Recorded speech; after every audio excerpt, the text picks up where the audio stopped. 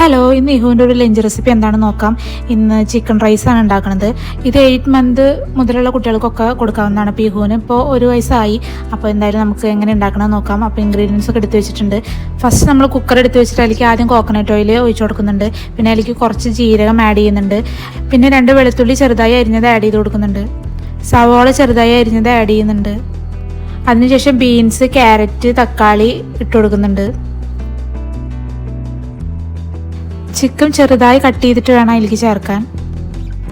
ആവശ്യത്തിനുള്ള ഉപ്പും കുറച്ച് ഗരം മസാലയും പിന്നെ എരിവ് വേണമെന്നുണ്ടെങ്കിൽ കുരുമുളക് പൊടി കുറച്ച് ആഡ് ചെയ്യാം. ഞാൻ കുറച്ചുകൂടെ ആഡ് ചെയ്യുന്നുണ്ട്. പിന്നെ അതിലേക്ക് കുറച്ച് വെള്ളം കൂടി ചേർത്ത് നന്നായി ഇളക്കിയ ശേഷം സോക്ക് ചെയ്ത് മാറ്റി വെച്ചിരിക്കുന്ന റൈസ് നമുക്ക് ഇതിലേക്ക് ആഡ് ചെയ്യാം. എന്നിട്ട് നന്നായി മിക്സ് ചെയ്ത ശേഷം ഒരു 2-3 വിസിൽ വരണ വരെ വെയിറ്റ് ചെയ്യാം.